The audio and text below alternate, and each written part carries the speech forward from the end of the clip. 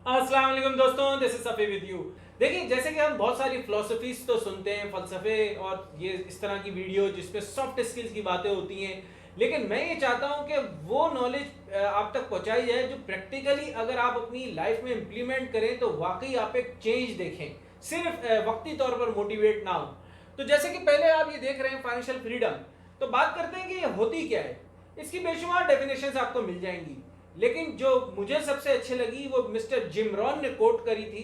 उसका मतलब ये था कि आपकी वो काबिलियत जिसकी बिना पर आप उस इनकम पर रहने का काबिल हो जाएं जो आपकी पर्सनल रिसोर्सेज से आपने कमाई हो, यानी कि ability to live from the income of your personal resources.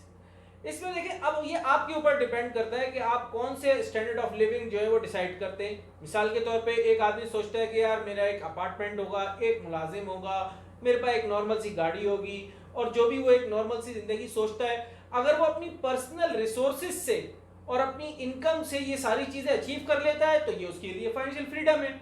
लेकिन अगर कोई इंसान सोचता है कि यार मेरा एक बहुत बड़ा सा घर होगा, उसमें एक स्विमिंग पूल होगा और मेरे पास 10 किस्म के पेट्स होंगे, 4 गाड़ियां होंगी, अगर उसकी ये स्टैंडर्ड ऑफ लिविंग है, वो ये सोचता है और वो अपनी पर्सनल रिसोर्सेज से, अपनी इनकम से ये सब चीजें अचीव कर लेता है, तो ये उसके लिए फाइनेंशियल फ्रीडम हो गई। तो ये मैंने आपको फाइनेंशियल फ्रीडम की एक मुख्तसर सी डेफिनेशन बताई है ताकि आपके जहन में आ जाए कि फाइनेंशियल फ्रीडम होता क्या है।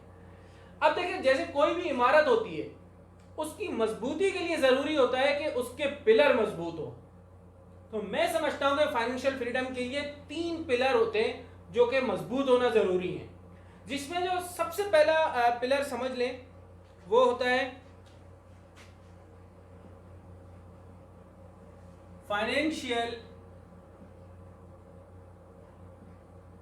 अच्छा, मेरी राइटिंग जो है ना वो इतनी बेहतर नहीं है, लेकिन आई होप कि आप फिर भी इसको देख लेंगे। वो है फाइनेंशियल लिटरेसी।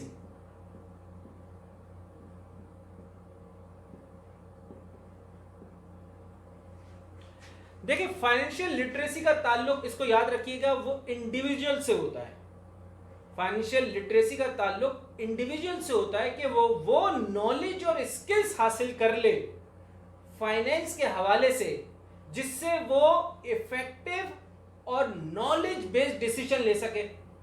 देखिए, इसको समझे। मिसाल के तौर पे मैं आपको बोलूं कि आप मुझे 100 रुपए दें और 10 साल के बाद मैं आपको 105 रुपए वापस दूंगा। आप सोचिए, यार ठीक है, मुझे 5 रुपए ज्यादा मिलेंगे, मैं दे देता हूं इसको। डिसीजन तो आपने लिया, लेकिन ये डिसीजन नॉलेज बेस्ड और इफेक्टिव डिसीजन नहीं है।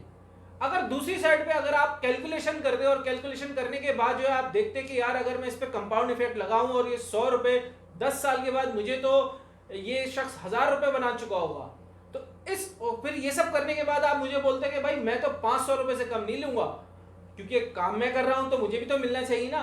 तो अब ये सारी चीजें करने के बाद जो आप डिसीजन लेते हैं, इसको कहते हैं नॉलेज बेस्ड और इफेक्टिव डिसीजन। तो फाइनेंशियल लिटरेसी के लिए बहुत जरूरी है कि जो एक इंडिविजुअल हो उसको ये फाइनेंस की इतनी नॉलेज हो कि वो इफेक्टिव डिसीजन ले सके, नॉलेज बेस्ड डिसीजन ले सके। अच्छा, इस पूरे सिलसिले में मैं आपको एक बात बता दूं कि कोई ज्यादा कॉम्प्लेक्स आपको अकाउंटिंग टेक्निक्स और आपको फाइनेंशियल मॉडल्स और ऑडिटिंग के रूल्स और रेगुलेशंस ये सब जानने की जरूरत नहीं है। It's very simple. मैं आपको पूरी सीरीज में बहुत सिंपल सिंपल समझाऊंगा ताकि it's related to your personal finance, ताकि आप अपनी जिंदगी में जो मामला हैं उसको अच्छा और बेहतर कर सकें। और जो चाहेगा मैं उसको कॉम्प्लेक्स चीजें भी बता दूंगा, और उसके लिए आप लोग मुझे मेरे चैनल जो है यूट्यूब, उसमें कमेंट्स में लिख के मुझसे सवालात कर सकते हैं। तो मैंने आपको बताया कि फाइनेंशियल लिटरेसी के हवाले से ये जो पहली चीज है, ये इसमें हमने देख लिया कि हमारी क्या क्या चीजें होती हैं। डिसीजन मेकिंग जो कि नॉलेज बेस्ड और इफेक्टिव होगी, और उसके लिए फाइनेंस की इतनी नॉलेज होना जरूरी है कि आप इन चीजों को एक इंडिविजुअल बेसिस के ऊपर समझ सकें और इसके ऊपर डिसीजन ले सकें। अच्छा, अब इसमें जो दूसरी चीज है वो है आपकी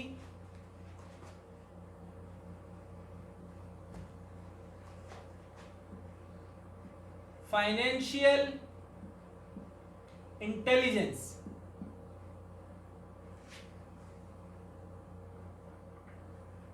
असल में जब मैं टीचिंग करता था तो उस वक्त मेरी आदत थी बोर्ड पर लिखने की, लेकिन ये एक बहुत बड़े गैप के बाद जो है वो मैंने बोर्ड पर लिखना स्टार्ट किया, इसलिए मैं थोड़ा सा इसमें वीक हूँ। बहरहाल वक्त के साथ साथ ये चीज़ें हो जाती हैं। फाइनेंशियल इंटेलिजेंस, देखिए फाइनेंशियल इंटेलिजेंस उसको कहते हैं, it's related to business intelligence. पहले हमने बात की थी इंडिविजुअल की, अब मैं बात कर रहा हूं बिजनेस इंटेलिजेंस की। बिजनेस के हवाले से बिजनेस फाइनेंस की आपको इतनी नॉलेज और स्किल्स हासिल हो कि आप इफेक्टिव और नॉलेज बेस्ड डिसीजन ले सकें। अब इसमें जो है वो यकीनन आपको कुछ अकाउंटिंग टेक्निक्स का पता होना जरूरी है, कुछ फाइनेंशियल मॉडल्स का, कुछ फाइनेंस से रिलेटेड फाइनेंशियल मैनेजमेंट का पता होना जरूरी है, कुछ ऑडिटिंग का भी पता होना जरूरी है, क्योंकि it's related to business intelligence. तो हमने देखा financial literacy and financial intelligence. अब जो तीसरी टर्म है, जो कि मैं सबसे मजबूत पिलर समझता हूं जिसको, और अगर वो पिलर इंसान का मजबूत हो तो फिर वो कभी भी कहीं भी किसी भी हाल में आगे बढ़ जाता है, और वो है फाइनेंशियल कॉन्फिडेंस।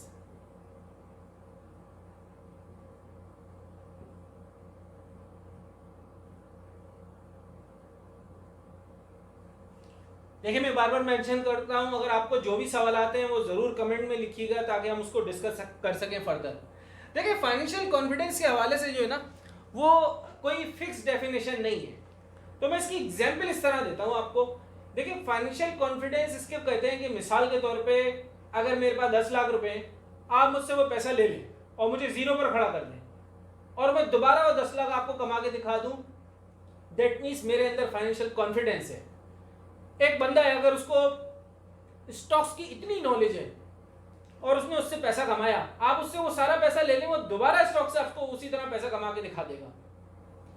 इस चीज का होना, इसे कहते हैं फाइनेंशियल कॉन्फिडेंस।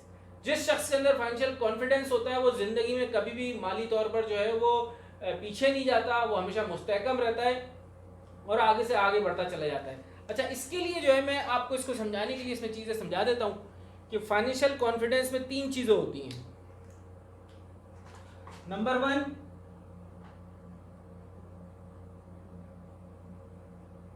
सेल्फ, मेरे ख्याल से बड़ा लिख देता हूं ताकि आपको समझ में आ जाए।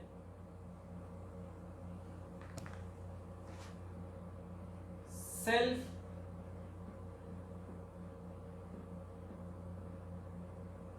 एफिशिएंसी।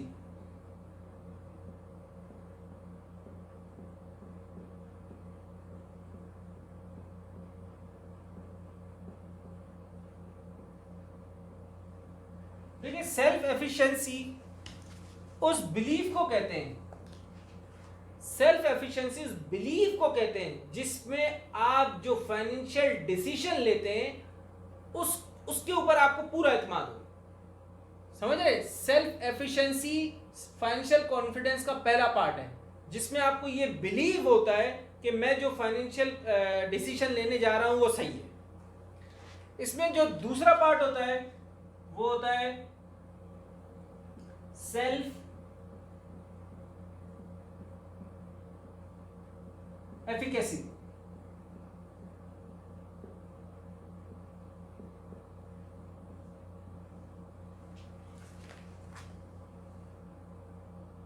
सेल्फ एफिकेसी का मतलब यह होता है कि जो फाइनेंशियल डिसीजन मैंने लिया था सेल्फ एफिशिएंसी की बुनियाद पे, मैं उस पर कायम रहूंगा, उसको फॉलो करूंगा और उसको ट्रैक करूंगा। उस फाइनेंशियल डिसीजन को जो मैंने सेल्फ एफिशिएंसी की बुनियाद पे लिया था उसको मैं फॉलो करूंगा और उसको ट्रैक करूंगा और उस पर कायम रहूंगा। इसको कहते हैं सेल्फ एफिकेसी। और जो तीसरा और आखिरी है वो कहलाता है सेल्फ डिटर्मिनेशन।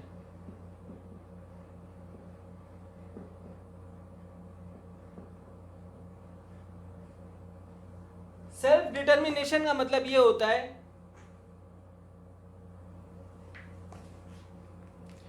कि जो भी डिसीजन आपने लिया उसमें आप विल पावर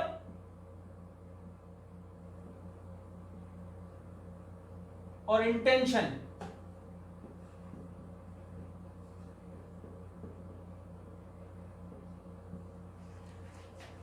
जो आप डिसीजन ले चुके हैं, उसको फॉलो कर रहे हैं, उसमें आपकी विल पावर और आपकी इंटेंशन शामिल है कि मैं उससे पैसा कमाऊंगा और मेरे फाइनेंशियल मैटर्स बेहतर होंगे। इस विल पावर का और इंटेंशन का होना, इसको कहते हैं सेल्फ डिटर्मिनेशन। तो आज की वीडियो में मैंने आपको बताया फाइनेंशियल फ्रीडम क्या होता है। उसके अंदर 3 पार्ट मैंने बताया, फाइनेंशियल लिटरेसी, फाइनेंशियल इंटेलिजेंस और फाइनेंशियल कॉन्फिडेंस। और फाइनेंशियल कॉन्फिडेंस के 3 पार्ट मैंने आपको बताया, self efficiency, self efficacy and self determination. Self determination में मैंने आपको बता दिया 2 इंपॉर्टेंट चीज होती है, विल पावर और इंटेंशन। तो ये आज की मेरी एक इंट्रोडक्शन वीडियो थी और इसके बाद जो है पूरा एक सिलसिला चलेगा। आपने इसको देखना है, दूसरों के साथ लाजमी शेयर करना है, और ताकि जो है मैं चाहता हूँ कि हमारी जो यूथ है वो इन चीज़ों को समझे जो कि आपको स्कूल में, कॉलेज में, यूनिवर्सिटी में नहीं समझाई जाएगी, और आप अपनी माली हालत को बेहतर कर सकें। आपका दोस्त सफ़ी, अस्सलाम वालेकुम।